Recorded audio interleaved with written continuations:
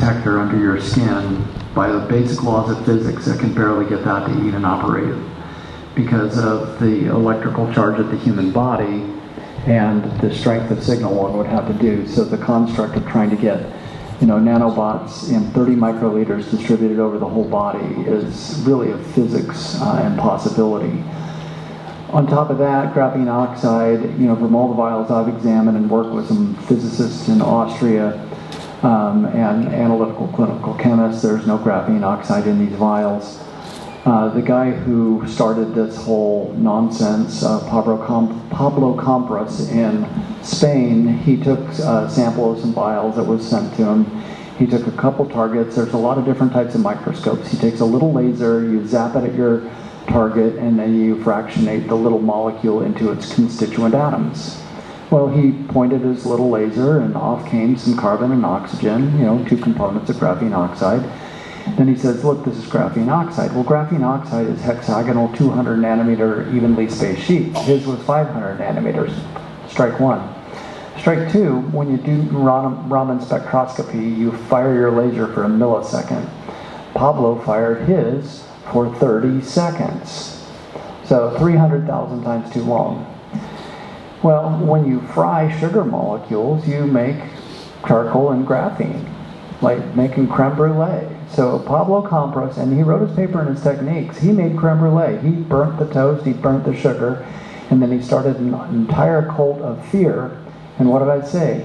Fear is the real pandemic. There are chaos agents within the freedom movement trying to scare people.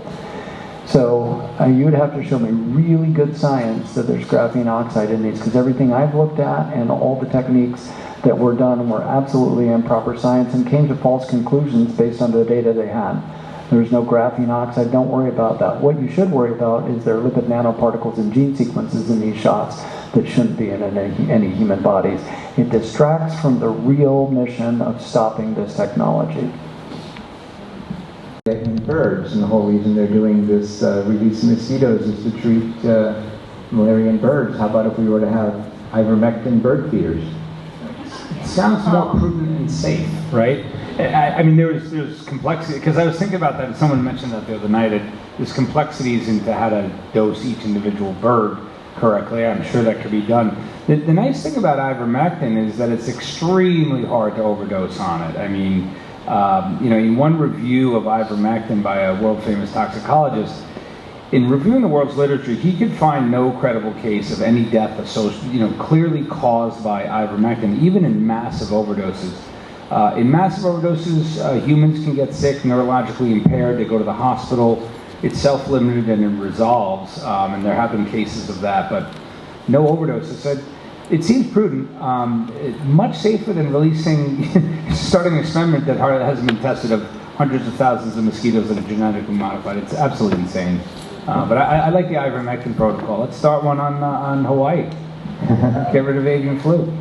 There we go. In Idaho, we released Canadian timber wolves to repopulate our wolves, and it was the wrong wolf to release. You released the wrong predator in the wrong environment, and it decimated our elk populations.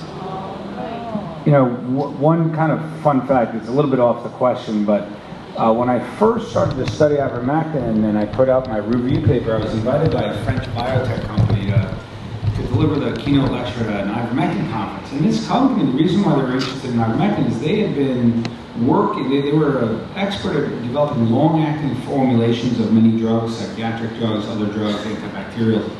And they were on a project that was partially funded by BMGF to develop a long-acting injectable of ivermectin against malaria, for prophylaxis against malaria. It'd be like 3 months you'd need a shot, and so maybe you could just inject the birds with. I don't think this product is ready for prime time yet, but there's better ways of doing that than what Hawaii's up to. If there is a difference, I don't think it's really clinically significant. They've all shown just overwhelming toxicity. So obviously J&J, it's one less shot, right? At least it used to be, and so just by mathematics alone, you'd think you'd have less exposure. But I remember in early analysis of hers, I was underwhelmed with the differences. They were all just bad.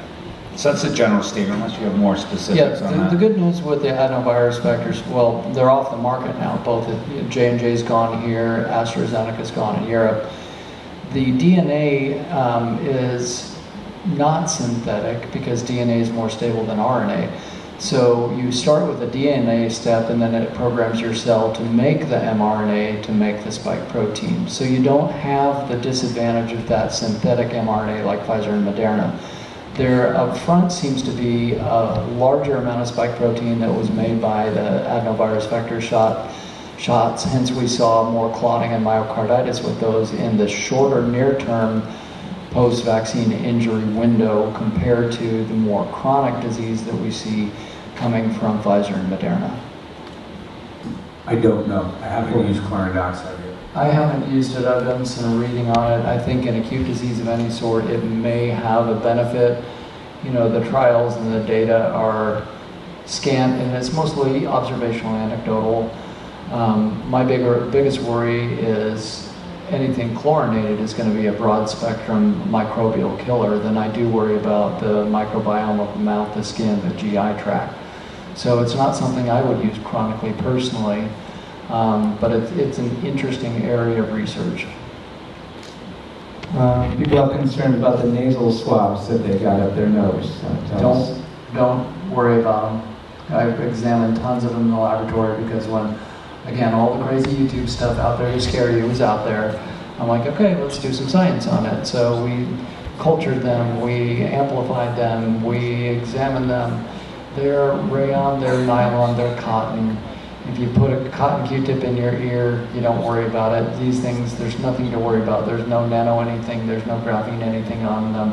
They're plain and simple, sterile wrapped swabs. Now, if they're in the bad hands of an operator that pokes them in the wrong direction, yeah, they can do a lot of damage. There's nothing on them to track or trace you and nothing on them to harm you. And on that vein, there were questions about the masks, that some of them contain strange filaments and things on the masks. Have you ever looked at the masks? Well, masks is a different story. Number one, they never work. Number two, they never will work.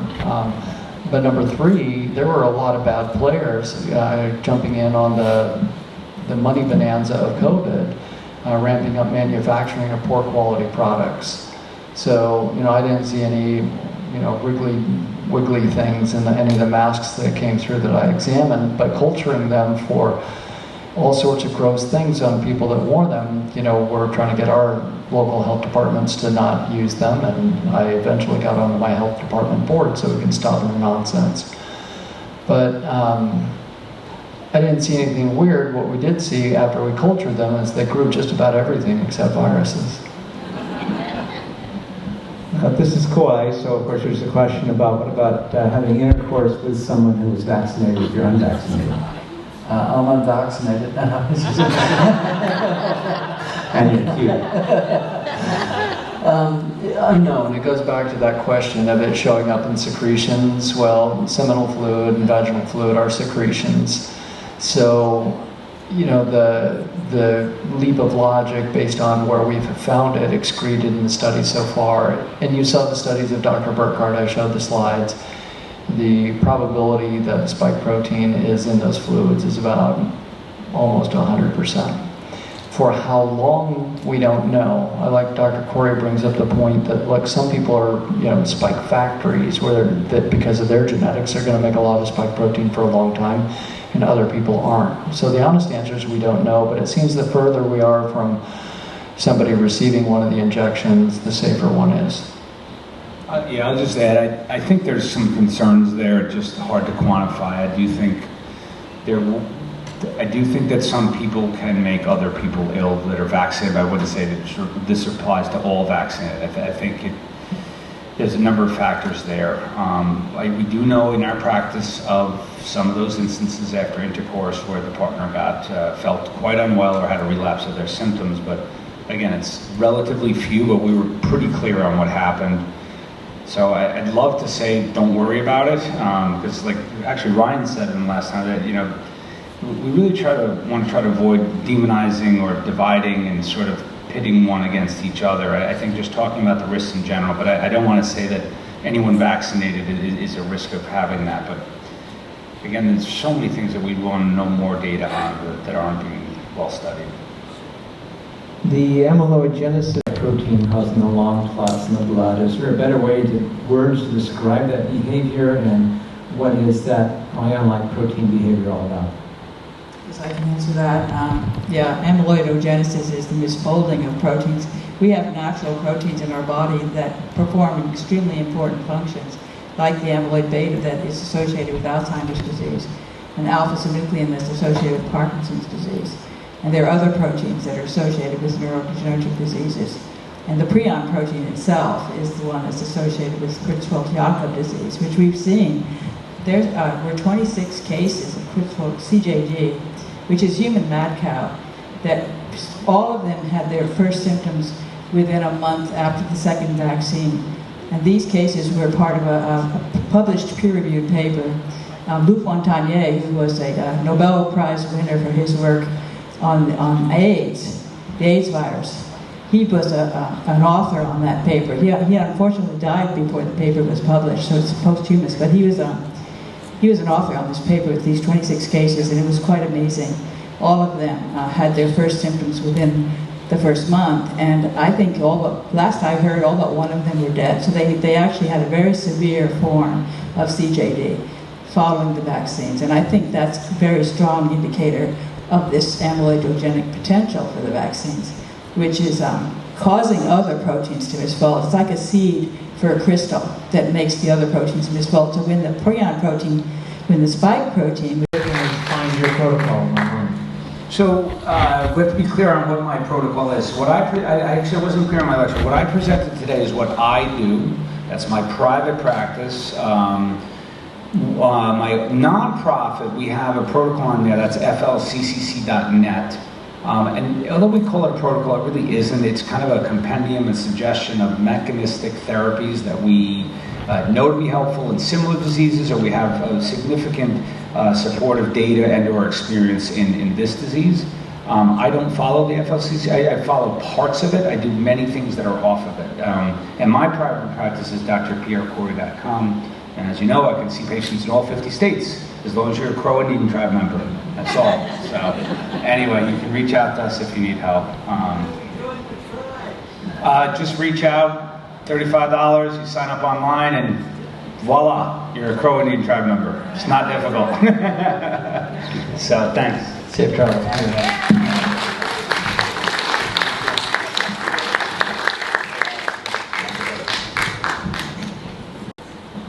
Well, they're asking about treating brain fog. Seems to be a big thing that's coming up. Can you talk about brain fog? Early on in COVID, just to tune down inflammation in the brain, I used fluvoxamine, low dose, for a couple of weeks, and it seemed to be very effective. A lot of brain fog can be mitochondrial dysfunction. It can also be the onset of some unfortunate protein folding problems. A lot of disease, chronic disease, is mitochondrial dysfunction disease. So two things I really like for, make sure you're eating proper diet, as most of us have discussed.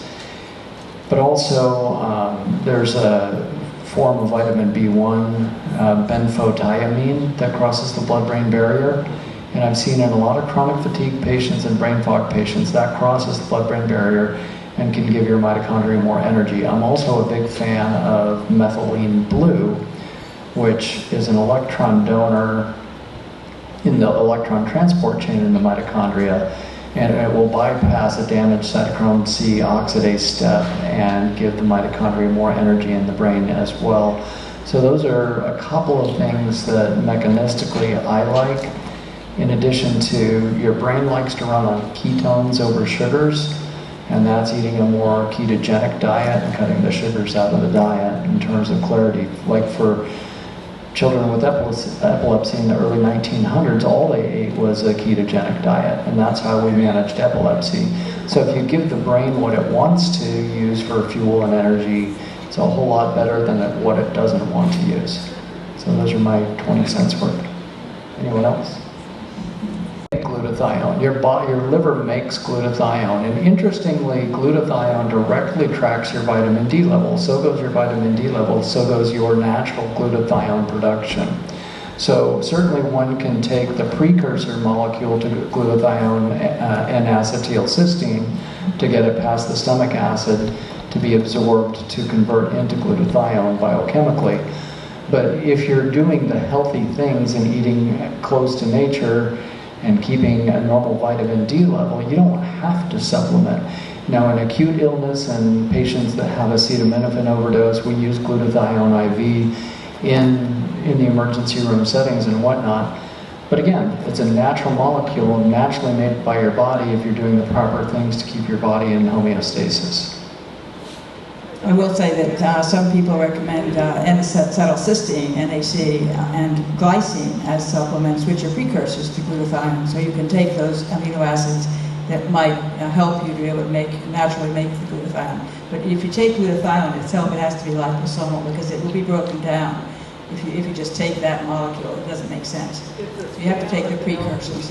But I think just eating the foods that are rich in glycine and N-acetylcysteine would be a better choice. Eating the foods that have those amino acids in them. I agree.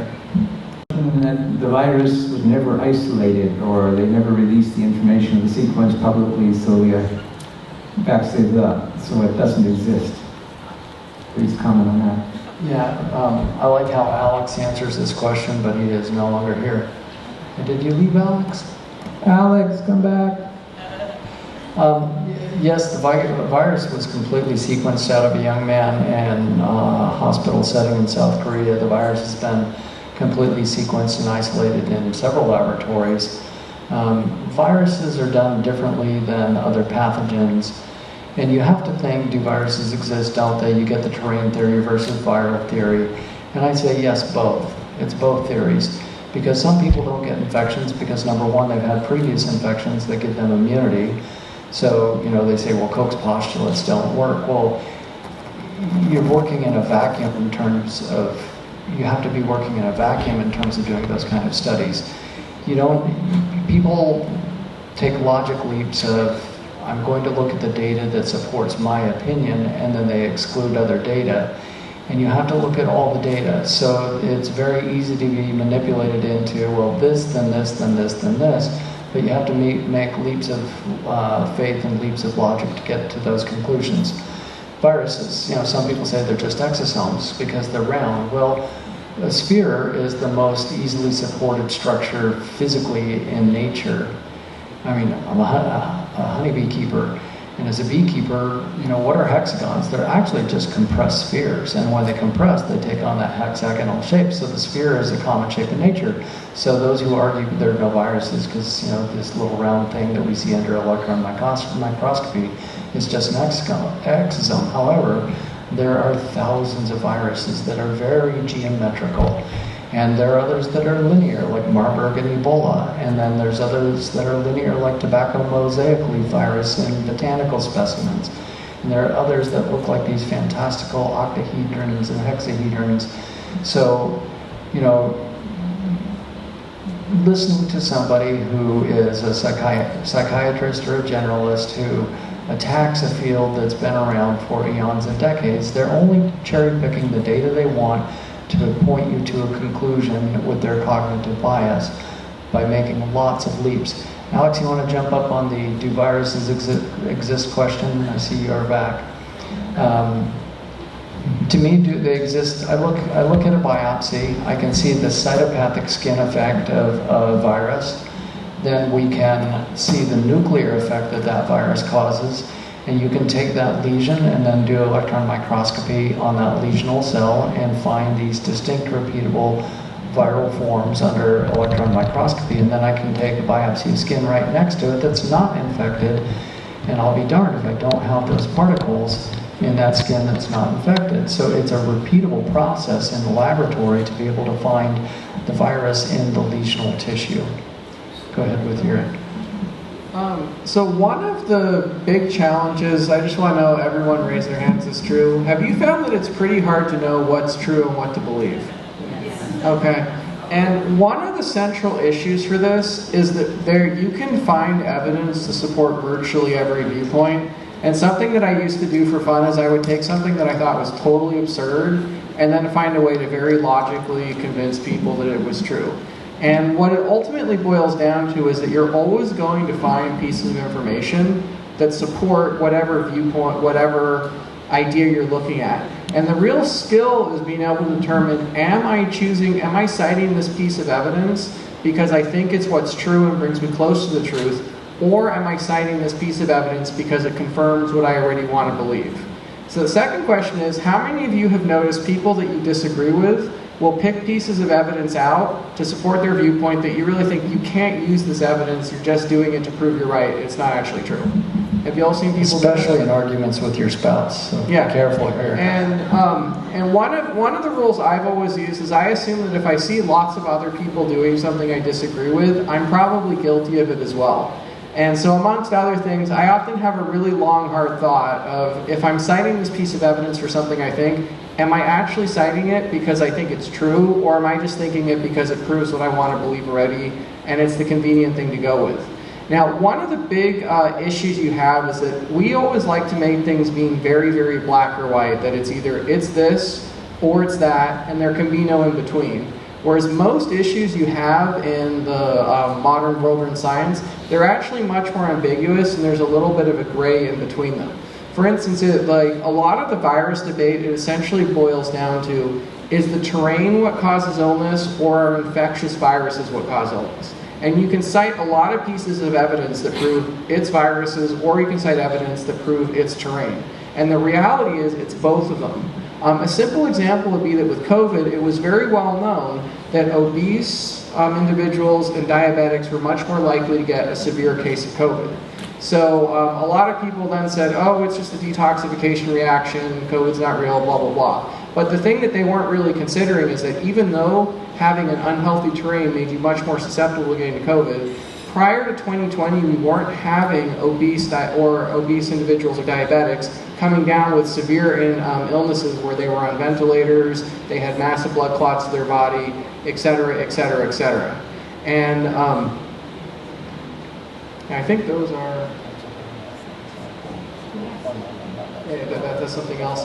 But there's a lot of specific points you can look at on the argument, but I think what a great deal of it comes down to is that it's very difficult to know anything with certainty. For instance, I'm actually quite open to the idea that our entire universe is a holographic simulation that's being created by an advanced computer. But at the same time, that's kind of just like, it's an interesting idea, but it's completely non-functional, and I don't really change my life based on that answer. And similarly, almost any viewpoint you have, you can actually break it down and go, is this actually true? Do I know that for certainty? For instance, does gravity exist? Or is this just a collective hallucination we've all been conditioned to have?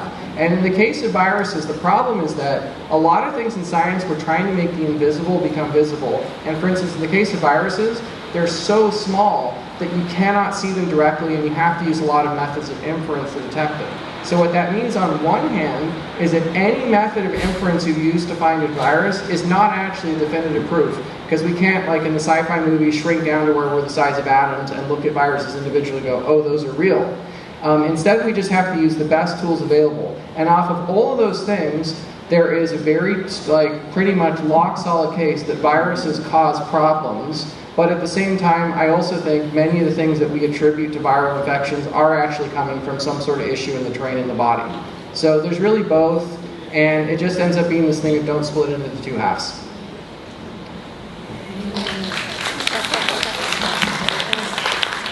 Luc Montier has said that there's HIV sequence in the virus. Can you comment on that?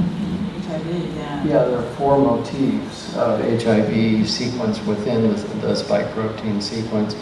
Was it Dr. Prada in India that published it? And of course, the corrupt medical systems made that paper anathema, so they withdrew it. But, you know, there are a lot of overlapping motifs in nature. It's not HIV, it's not a retrovirus, but there are sequences of HIV virus and proteins that do constitute small segments of the spike protein. Yes. Does that prove that it was lab made? Oh, 100% it was lab made. There was another study, and I'm blanking on the authors, but they did a stitching pattern, And you can look in nature and how different proteins are formed, different sequences come together in proteomics and genetics. And there are certain ways that those happen that are very conserved, and you don't expect certain nucleotides next to other nucleotides in repeat patterns. And so basically a couple of geneticists went in and looked at the statistical probability of the sequence of the spike protein being what it is and having certain proteins next to each other. And it's almost impossible that this was not engineered. And with that, If you're on the cleavage side, is Oh, yeah. very And it's- characteristic of what you would do in engineering to put in that side where an enzyme, a human enzyme, would cut the protein in half and release that S1 piece, which is very toxic. It can circulate freely. Yeah, that Fern cleavage site, it's 12 amino acids and then some surrounding amino acids, and it's fascinating that Moderna owns the patent to that. questions on where to watch the video up on the screen, hi.childrenhealthevents.org. Videos from the various islands and all the speakers will be eventually up on, edited and put up on that website, and that's where you can go look. Helping loss of taste and smell for the vaccine injured. Help for them? Yeah, any help for bringing back taste and smell for the vaccine injured?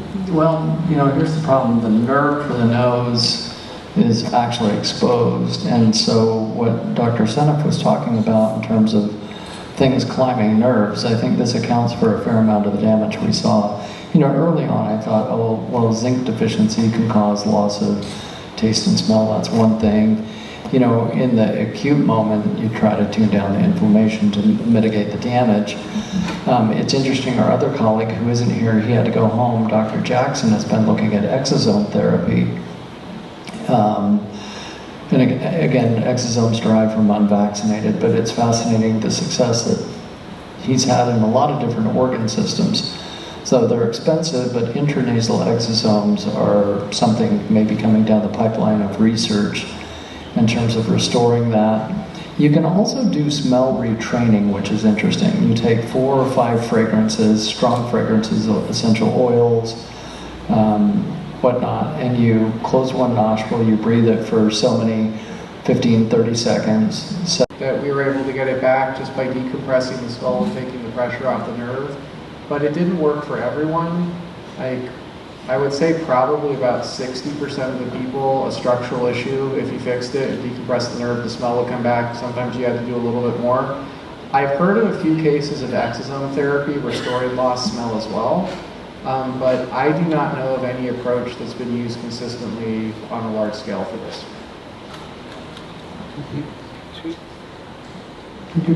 Two people are asking, how do we reach Dr. Alex for a treatment? I can give him my email. He will give you his email. Okay. So, come see me for the email if you'd like it at the end of the He show. doesn't want to give it out because we have the live feed, and that's too many people reaching out to him. So privately, those who are here, he'll do that for now until he's set up on Maui. So come see me personally. I'll get you the email or see Alex at the end of the show. Mad cow disease seems to be amyloid clotting, similar to what we're seeing with. So, Dr. Seneff, can you comment about mad cow disease and also how they might be, the resurgent might be synthetic to try to wipe out our cow population and bring on fake burgers? What was that last bit about wiping out? And how the resurgence of mad cow disease may be purposely done to wipe out our cow population and move everybody toward fake meat. That's a very interesting theory. I don't adhere to that. but mad cow in the cows is the same thing as Creutzfeldt-Jakob disease in humans. It's the prion protein. The cow has a prion protein as well. That's a particular human protein that we produce that actually has an essential role in our biology. But it has this problem that it can misfold under stress conditions. So and with the spike protein acting as a trigger to sort of crystallize that misfolding, it becomes very dangerous to have spike protein accumulating in the brain, which can then trigger the mad cow disease. So that's just, I think there's a connection. I think that the spike protein can cause CJD in humans through that process. Were the variants that we saw, were they true variants, or were they fresh batches made in the laboratory that were assimilated? I have heard something about South Africa, that one that came out of South Africa that was so beneficial, it was able to reproduce very aggressively in humans, spread very well, but that was actually more benign. So there were some people who floated the theory that that was intentionally released from a lab in South Africa to improve the situation, but that's just a rumor that I heard, so I don't adhere to it necessarily. Now, I used to do work on genetic phylogeny, basically your ancestral tree based on genetics. And if you look at Omicron compared to Wuhan, Alpha, Delta, Lambda, Gamma, etc., it did not branch off of, Omicron did not branch off of the original strains. It wasn't a sequential point mutation. There were a number of mutations in Omicron that was way too many to have been consistent with nature over time, which is interesting. And that's the one that came from South Africa, yes. Right? Yeah. So there is perhaps some merit to that theory. Yeah, and the variants do happen. I mean, when anyone gets infected, you have a swarm of viruses. Not all of them are identical to each other. They're hijacking your cells and replicating very quickly, and you have viable replicants and you have non-viable replicants in the body when you're infected. So you literally have a swarm of, billions of copies of virus in that window in which you're infected, and they're not all the same sequence. And that's sometimes what makes, sequencing viruses difficult, is the most probabilistic. So, the point mutations, when variants come along, yeah, you can tell that an important fold point has changed in the protein, or the sugars that will stick to the protein are going to be slightly different, and the virus is going to act differently, and that's why immune escape happens. So those, that's why, XB115, 116, people that have been vaccinated or have the disease, you're still going to get, COVID. It's endemic now. It's with us forever. So there are going to be other variants that do come along. So this is why it's important, again, to not get these injections, because you don't want to chronically suppress your immune system with these injections. Having a natural infection means, you're still going to recognize a good part of that virus, even though you get it again, and hopefully it doesn't become more aggressive again. I do like the work of Dr. Geert Vanden Bosch, and there's some warnings he has in terms of what we've done societally, but at the same time, take care of your health and don't panic. The use of fungal medicines for brain fog and other symptoms of vaccine injury. Have you had any research on using various mushrooms and fungal medicines? Do you do shrooms, man? No, polyphenols are an excellent antioxidant. And mushrooms are very high in polyphenols as antioxidant activity, which is going to help tune down inflammation in the brain. And there's no big cohort study of evidence per se, but adding mushrooms to any diet I think can be very, very beneficial from an anti-inflammatory point of view. Do you know that psilocybin will upregulate brain-derived neurotropic factor, BDNF, which can cause dendrites to grow and synapses to reconnect? So that scientifically has been proven. So I think it would be interesting for any of the large universities in a cohort study to look at neurologically injured, vaccine-injured patients or long COVID patients with neurologic symptoms, and use psilocybin as a molecule in terms of regrowing and reconnecting synapses. I think there's sufficient scientific evidence that hypothetically that would be a very beneficial research study.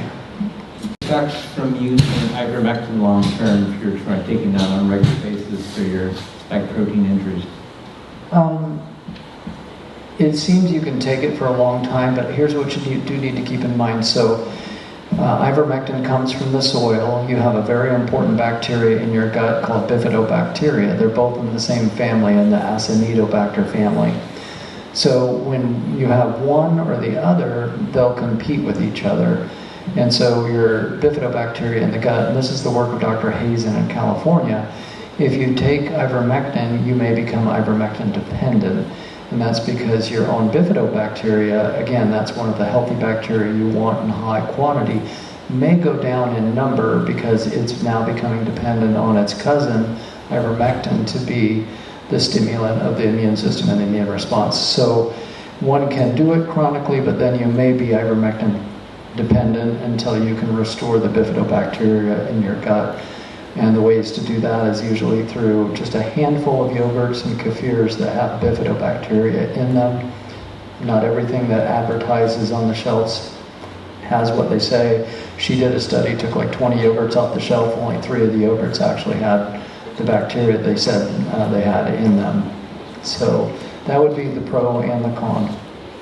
Restoring intestinal biome as a part of treating long COVID and vaccine injury. Yeah, I mean, I think that's critical to our health, and she proved that. Those who had high bifidobacteria counts had almost asymptomatic COVID. And restoring the biome, and again, some of the essential bacteria in the gut, it's critically important. I don't have any product that I want to, promote or anything like that. There are some good ones out there. There's some awful ones out there. The spore-forming ones tend to get, if you take them orally, tend to get through the gut or through the stomach acid. The best way to manage your microbiome is to eat a healthy organic diet and to have a very diverse diet. Yeah, well, what I will say is that bifidobacteria are among the species that are especially sensitive to glyphosate toxicity. So when you're eating a non-organic diet, you're getting exposure to Roundup in that food, and that Roundup is going to deplete your bifidobacteria. So I think people who have low bifido, that could be evidence of glyphosate poisoning. Yeah, and do keep in mind that glyphosate was originally patented as an antibiotic. Yeah, it's patented as an antibiotic. Kills your bacteria. And how much more time do we have? None? I think we're over time. We're over time. Over time. A last question for each one of you. What inspired you most during the COVID era to keep going and doing what you did? I guess for me it was just my concern for the children, because when I saw they wanted to vaccinate the kids down to 6 years old, it just made me cry, because I just really wanted to work so hard to keep them from doing that. The children are not sensitive to COVID. There's no reason why they should be subjected to this unknown technology. It's just absolutely foolish, and it broke my heart that that actually was done. So I really want to fight, I want to get the message across that children don't need this vaccine.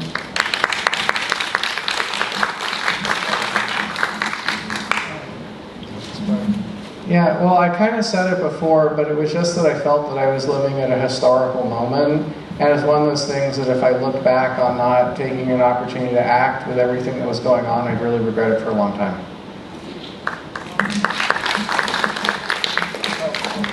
And it's normally in your life, there's just a couple moments like that that come up, so you have to catch them when they're there.